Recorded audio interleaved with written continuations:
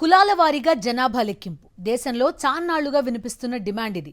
దీనిపై కేంద్రం కీలక నిర్ణయం తీసుకుంది. జనాభా లెక్కలతో పాటు కులాల లెక్కలు తేల్చాలని డిసైడ్ అయింది. 2019 పుల్వామా ఉగ్రదాడి తర్వాత తొలిసారి భేటీ అయిన రాజకీయ వ్యవహారాల కేబినెట్ కమిటీ కులగణనకు పచ్చజెండా ఊపింది. పాకిస్తాన్పై ప్రతిచర్యల విషయం మాత్రం గోప్యంగానే ఉంచింది. మోదీ సర్కార్ సంచలన నిర్ణయం తీసుకుంది. దేశంలో కులగణన నిర్వహణకు గ్రీన్ సిగ్నల్ ఇచ్చింది. వచ్చే జనాభా లెక్కల్లోనే దీనిని చేర్చుతామని ప్రకటించింది. కేంద్ర మంత్రి అశ్విని వైష్ణవ్ ఈ విషయాన్ని వెల్లడించారు. Under the leadership of our Prime Minister Shri Narendra Modi ji, the Cabinet Committee of Political Affairs has decided today, that is 30th April 2025, that caste enumeration should be included in the forthcoming census. This demonstrates that our government is committed to the values and interests of our society and country.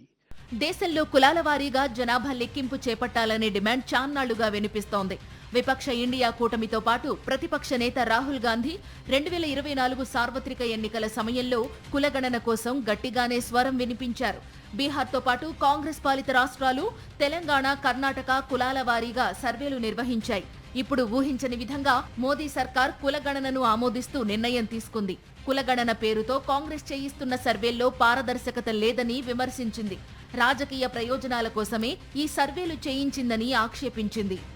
రాజకీయ వ్యవహారాల cabinet కమిటీని super cabinet గా వ్యవహరిస్తారు. పహల్గాం ఉగ్రదాడి నేపథ్యంలో సరిహద్దుల్లో ఉద్రిక్త పరిస్థితులు నెలకొన్న వేళ ప్రధాని అధ్యక్షతన సీసీపీఏ భేటీ అయ్యింది. దీంతో పాకిస్తాన్ కు సంబంధించి కీలక నిర్ణయం వస్తుందని అందరూ భావించారు. అయితే అనూహ్యంగా కేంద్రం సంచలన నిర్ణయం తీసుకుంది. కులగణనకు పచ్చ జెండా ఊపింది. దేశవ్యాప్తంగా చేపట్టే జనాభా లెక్కల ప్రక్రియలో కులగణనను చేర్చి పారదర్శకంగా చేపట్టాలన్నదే మోదీ ప్రభుత్వ సంకల్పమని చెప్పారు కేంద్ర మంత్రి అశ్విని వైష్ణవ్. లెక్క ప్రకారం 2020లోనే జనాభా లెక్కలు చేపట్టాల్సి ఉన్నప్పటికీ కోవిడ్ కారణంగా వాయిదా పడింది. ఈ ఏడాది చివర్లో ఈ ప్రక్రియ చేపట్టేందుకు మోదీ సర్కార్ సన్నాహాలు చేస్తోంది. ఇందులోనే కులగణనను చేర్చాలని తాజాగా నిర్ణయం తీసుకుంది. బీహార్ అసెంబ్లీ ఎన్నికల ముందు బీజేపీ తీసుకున్న బిగ్ డెసిషన్ గా విశ్లేషకులు అంచనా వేస్తున్నారు.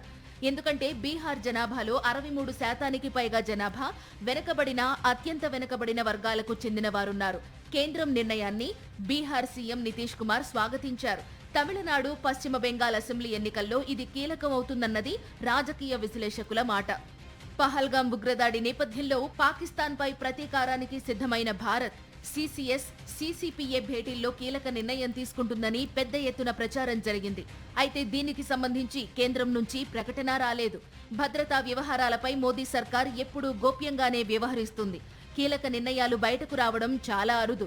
ప్రతి చర్యలపై కేంద్రం మౌనం పాటిస్తూ ముందుకెళ్లడం కూడా వ్యూహాత్మక ఎత్తుగడగా విశ్లేషకులు భావిస్తున్నారు.